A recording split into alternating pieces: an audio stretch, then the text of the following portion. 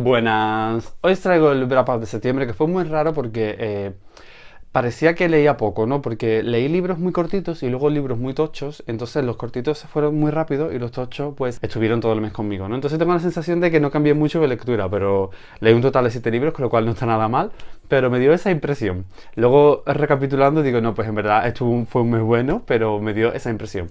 Aún así, aunque tuviera la sensación de que no cambiaba mucho de libro, sí que fue un mes bueno en cuanto a lecturas y casi todos los libros me gustaron mucho, con lo cual vamos a ello. El primer libro que leí fue Riquet el del copete de Amélie Nothomb. Ya sabéis que Amélie suele hablar sobre su vida y sus libros suelen ser semi-biográficos, digamos, ¿no? Semi porque realmente le mezcla mucha fantasía, ¿no? a sus vivencias, pero bueno, tiene parte de lo que ella es, ¿no? Y de lo que ella ha sido y ha vivido. Pero tiene también otra vertiente que son libros de ficción, ¿no? De, bueno, de lo que a ella se le antoje, y en este caso es una especie de retelling de un cuento de Perrault. El libro nos va a hablar de dos personajes principales, que son Deodat y Tremier. Por una parte, Deodat es un niño que desde que nace, desde que es bebé, tiene un aspecto físico muy desagradable y a la gente le horroriza, ¿no? Como no entra en el canon, ¿no? De lo que se considera bello, pues la gente lo rechaza. Desde sus mismos padres cuando nace, aunque lo quieran, sienten ese pavor, ¿no? por su físico. Hasta en el colegio, cuando los niños lo vean tan diferente, empezarán a hacerle bullying, a reírse de él, a incomodarlo.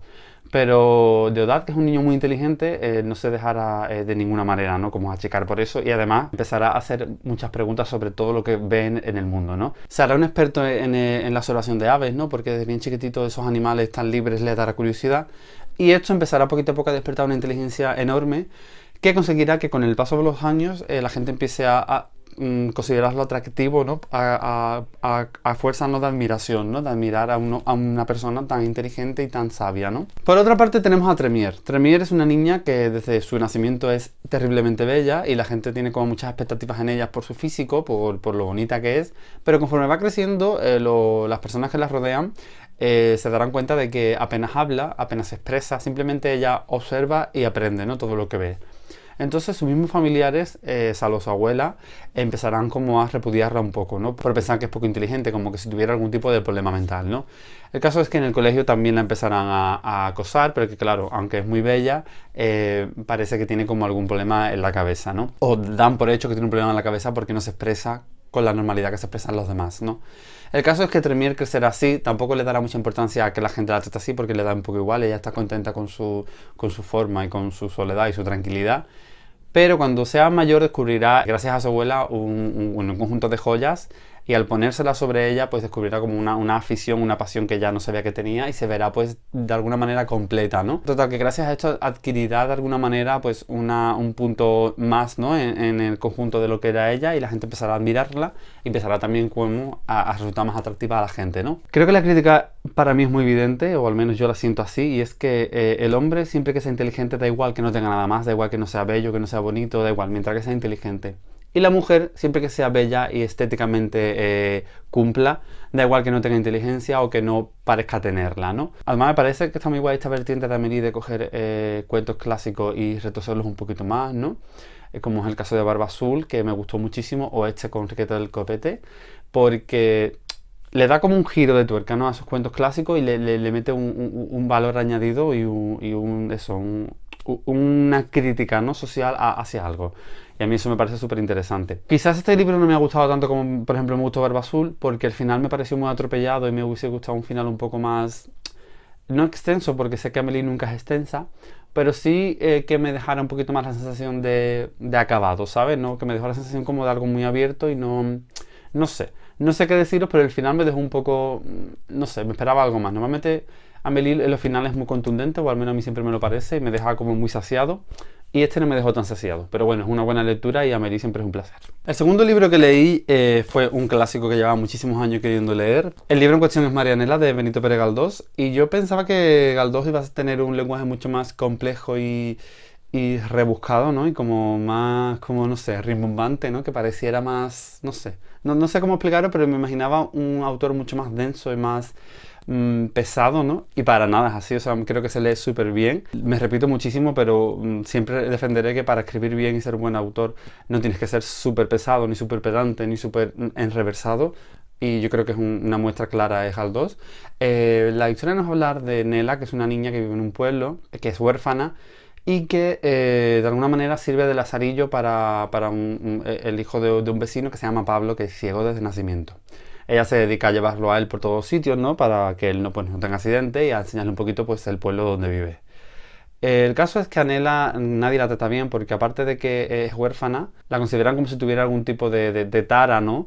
Simplemente por el hecho de que como no ha podido estudiar porque no ha tenido padres que le avalaran ello, pues ya es como si fuera eso, pues una persona que tiene una tara mental y no sirve para nada. La única persona que no la trata así es precisamente Pablo, que un día le declarará su amor y Marianela, pues llena de gozo y de felicidad porque ella lleva enamorada de Pablo muchísimo tiempo en secreto, se esperanzará, ¿no? Al ver un cambio en su vida, ¿no? Que alguien la valora, que alguien la trata bien, que alguien la quiere y que, no, que, bueno, que sirve para algo, ¿no? Pero ¿qué pasa? Que ella cree y sabe o cree saber que Pablo la quiere porque no puede verla, solo simplemente porque puede hablar con ella y estar con ella. Un doctor llegará al pueblo y le traerá a Pablo la esperanza de poder curarlo de la vista. Esto provocará en Marianela pues un drama enorme porque teme, ¿no? Que al verla pues ya sus sentimientos hacia ella cambien. El libro, no os voy a decir más, esto es un poco la premisa principal, pero el libro es de verdad una joya, es una maravilla, a mí me encantó, se lee súper rápido, no es nada largo, no es nada pesado como he dicho, tiene una delicadeza a la hora de contar las cosas y una sensibilidad que a mí me impactó muchísimo. Yo creo que hay una crítica bastante interesante que por lo visto creo que tiene que ser un poco la tónica de Galdós hacia las diferencias de nivel económico, ¿no? De las diferentes clases sociales, ¿no?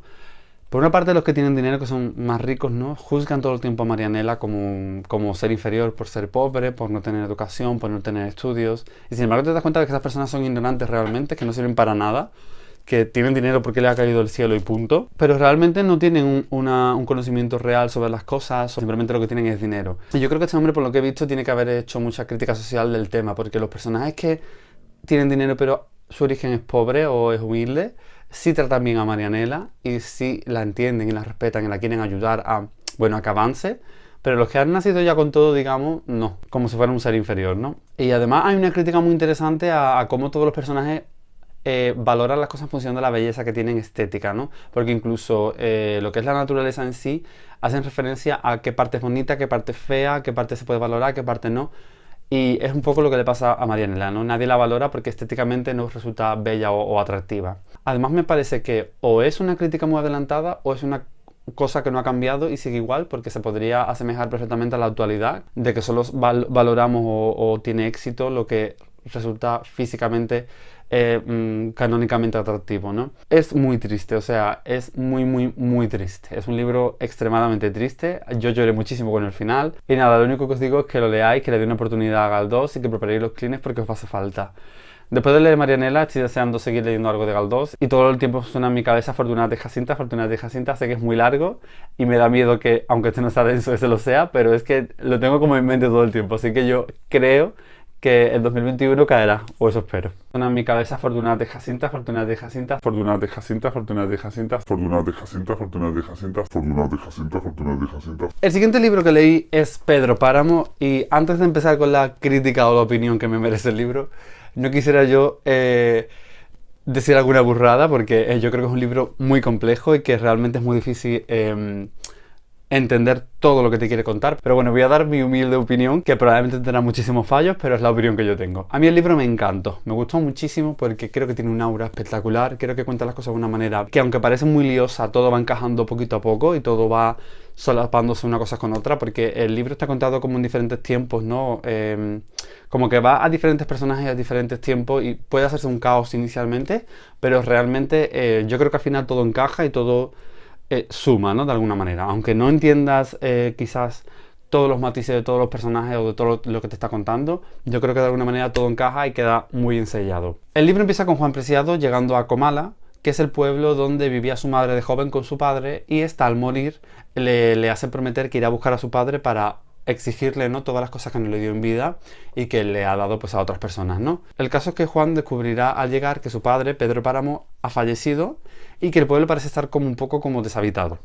Voy a decir una cosa del libro que es spoiler, con lo cual voy a poner por aquí en grande spoiler. Casi todos los habitantes del pueblo están muertos, ¿no? La cuestión es que el libro nos va a hablar de la historia del pueblo, de los diferentes personajes que hay, de las diferentes personas que ha habido, a través de los muertos que van encontrando sus historias, ¿no?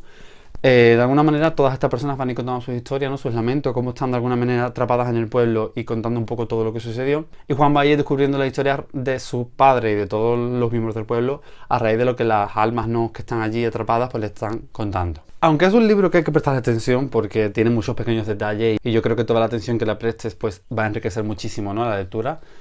Es un libro que no cuesta leerlo por su forma. No está escrito de una manera difícil o compleja de leer. Simplemente te está contando tantas cosas que tienes que entender un poco, pues, a qué se refiere con lo que te está contando, ¿no?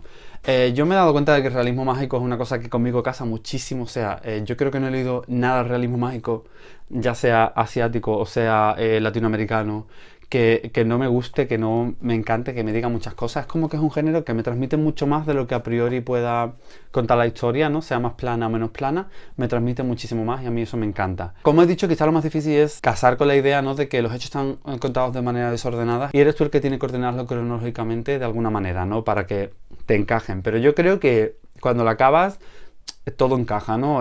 Como digo, no hace falta entenderlo todo porque yo creo que además es un libro que hay que releer para seguir sacándole jugo. Por lo que estaba leyendo por encima en otras reseñas y en otras personas, la figura de Pedro Páramo, ¿no?, ese personaje tan autoritario, ¿no?, tan violento, que siempre ejerce contra todos la violencia, ¿no?, y que, bueno, que lo que quiere lo tiene por fuerza y si no lo obliga, como es el caso de la obsesión que tiene por Susana, que prácticamente la obliga, como pasa de todos sus hijos, ¿no?, y cómo estos quieren robarle el poder. Parece ser que habla un poco del contexto político de la época de México y me parece que tiene que ser muy interesante. Yo no tengo conocimientos de ello, pero me parece que tiene que ser muy interesante y me gustaría indagar un poquito más sobre el tema para cuando llegue a la relectura que planeo hacer algún día, poder entender todo mucho mejor, ¿no? En fin, eso, que es un libro que es muy pequeñito, pero que es enorme en simbología y que yo lo recomiendo muchísimo y que eso, que se lo toméis como que es un libro que hay que degustar poquito a poco y que hay que estar muy atento para intentar sacarle el máximo jugo posible. El siguiente libro que leí fue la biografía de Bowie de María Hesse.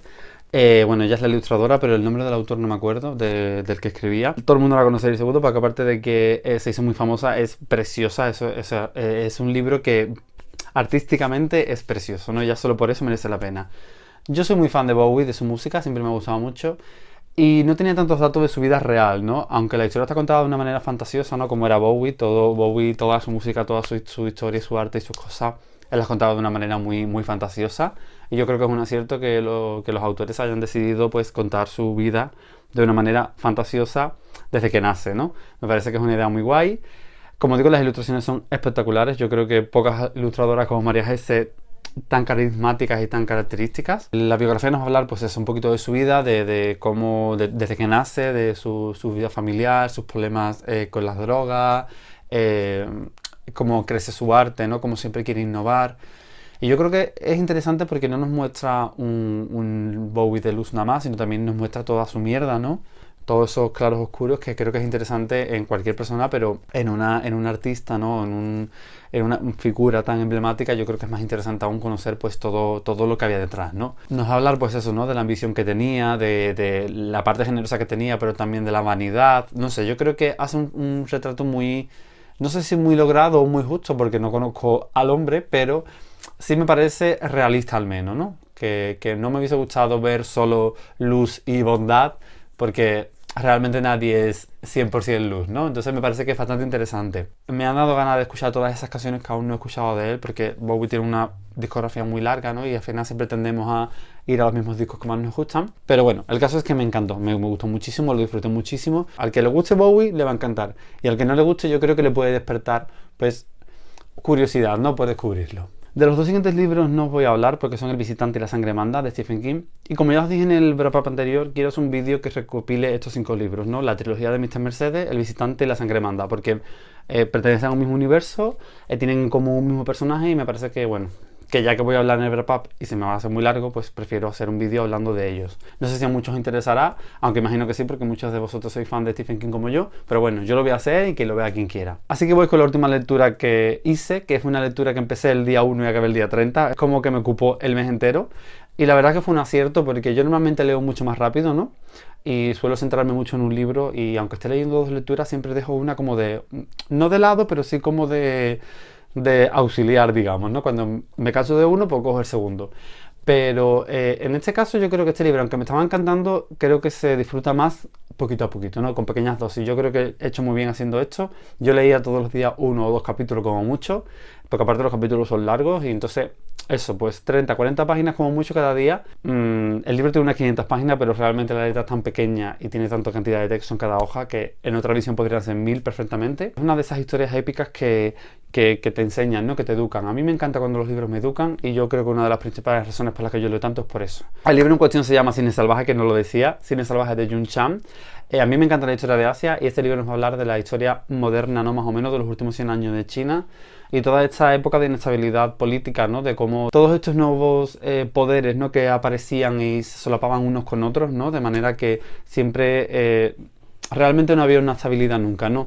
Aparecía un poder, ganaba, se ponía a gobernar, de pronto aparecía otro, otra pelea, como que siempre había una trifulca, una guerra, y fueron pues 100 años, 100 años y pico pues de mucha inestabilidad política, ¿no? El caso es que voy a intentar expresaros todo lo que me ha gustado de este libro, voy a ir poquito a poco para que me entendáis porque tiene muchos datos, pero de verdad la idea principal que quiero que os llegue es que es un libro espectacular y que realmente te enseña y que es súper importante de leer. La historia nos va a hablar de tres mujeres, ¿no? Tres mujeres que son abuela, madre e hija. El papel de la mujer siempre ha estado claro y siempre ha sido pues la más perjudicada en cualquier circunstancia, pero en una época de guerra incluso más, ¿no? Porque realmente la mujer no tenía capacidad de decisión, ¿no? Ella era lo que quisiera el hombre que tuviera a su alrededor, ya fuera padre, hijo, no sé, marido, lo que fuera, decidía por ella y ya está. Nos encontramos con tres mujeres súper potentes que no permiten eso, que deciden ellas lo que quieren hacer y que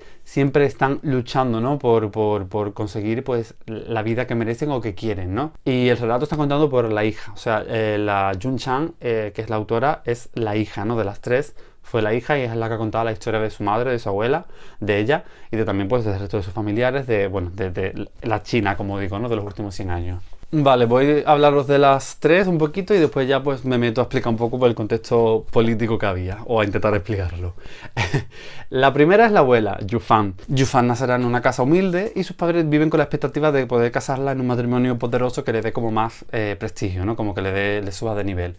El padre es maltratador y maltrata a su madre y eso es una cosa que a ella siempre la pena, ¿no? Y bueno, luchará un poco durante su vida para lograr ayudar a su madre y sacarla de las garras de su padre. Y un día los padres conseguirán prometerla a un gran jefe del Kuomintang. El Kuomintang era el partido conservador de la época y, claro, en esa época pues conseguir pues una especie de acuerdo no matrimonial con un gran general del partido pues era como digno de éxito, ¿no? Claro, los padres fliparán de pronto hasta que ella se dé cuenta de que lo que va a hacer es una concubina.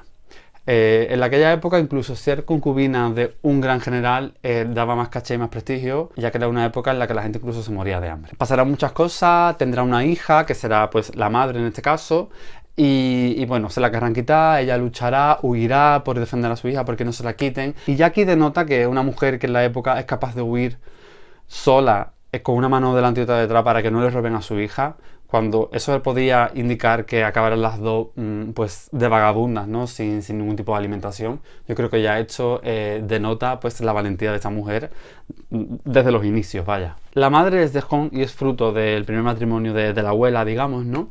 Porque volverá a casarse en el futuro con un doctor llamado Chia. Este hombre adoptará a De Hong y De Hong pues crecerá pues en un ambiente bastante positivo, ¿no? Y de bienestar porque claro, un doctor en la época pues era sinónimo de calidad, ¿no? El caso es que De Hong crecerá con una buena vida, ¿no? Una clase social buena y poquito a poco irá descubriendo lo que es el comunismo. Irá interesándose por el comunismo, huyendo un poco de lo que presentaba el Kuomintang y se convertirá poco a poco en una espía del comunismo. Esto la llevará a vivir muchas aventuras por China entera para promocionar el comunismo y conocerá a Zhou Yu. Y resultarán ser los dos padres de la autora, ¿no? Jun Chang. De las tres la que más me ha gustado es esta porque creo que es la más valiente, la que lucha con más garra, con más valentía y la que peor lo pasa realmente. Y me parece que, no sé, me parece que un personaje o una persona de verdad maravillosa. Tuvo que ser espectacular. El caso es que de este matrimonio, como digo, van a ser Jun Chang, la autora, y aunque de las tres es la más tranquila, la menos, digamos, guerrera, por así decirlo, la circunstancia que vivirá no le va a quedar más remedio que convertirse en una mujer guerrera también y luchar por lo suyo, por sus familiares.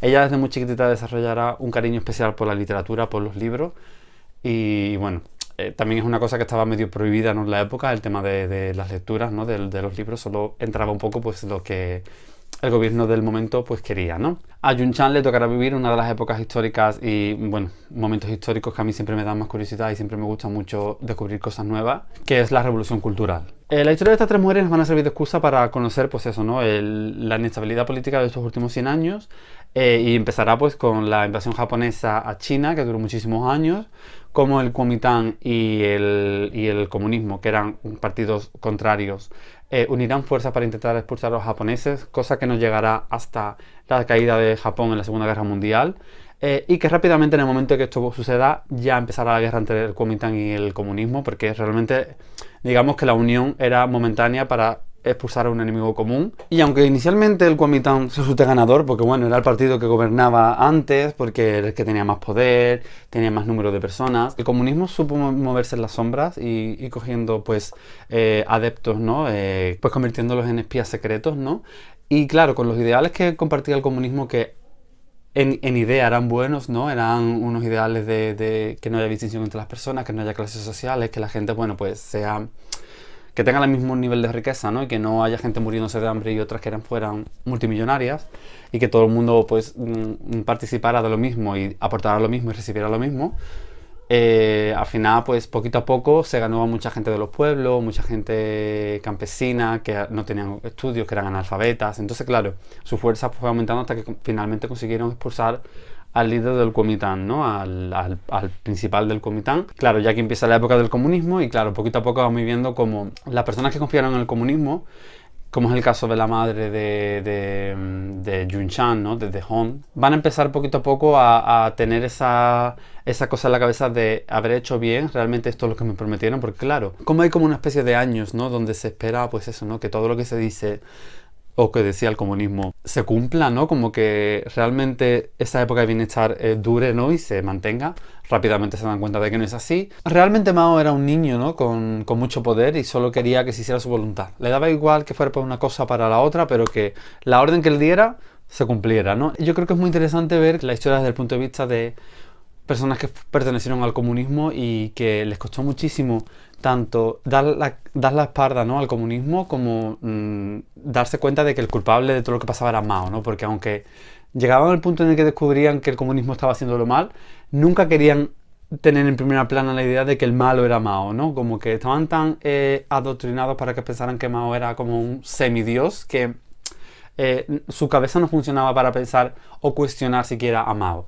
Y me parece que es una de las veces que más claro he visto el concepto y mejor explicado en un libro. Podría estar hablando de este libro meses porque me ha encantado, es una de las mejores lecturas que he hecho este año y desde ya os digo que va a estar en el top 10 seguro y muy alto. Pero yo creo que la idea principal es que es un libro que te cuenta muchísimo, te educa muchísimo y además de una manera que entra, ¿no? Porque he leído libros que son mucho más tirando al ensayo, ¿no?, y que de alguna manera empieza a darte datos, muchos datos, y llega un punto que tú no sabes ni de lo que te está hablando, ni de quién te está hablando, ni de quién te está contando cosas. Y este libro no es así.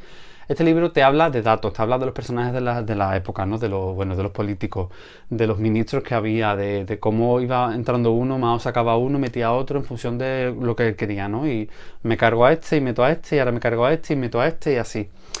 Pero aunque hay muchos datos de muchos sucesos, de muchos momentos, del momento, bueno, de todo lo que abarca el comunismo y con el colofón final de la revolución cultural, no se hace difícil, no se hace complejo. Es verdad que es un libro que, como digo, hay que disfrutar poquito a poco porque muchos datos te pueden, bueno, rayar, ¿no? Te puede agobiar.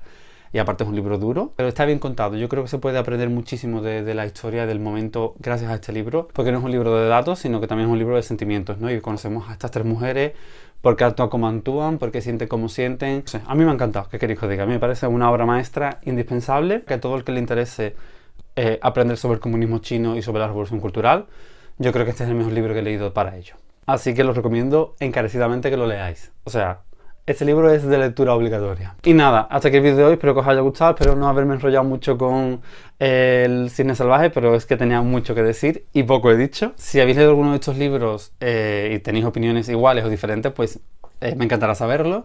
Y bueno, también me gustaría saber qué habéis leído este mes vosotros. Que ya sabéis que yo todos los libros siempre son recomendaciones y yo siempre voy apuntando todo. Que eso, que gracias por verme, gracias por suscribiros y hasta el próximo vídeo.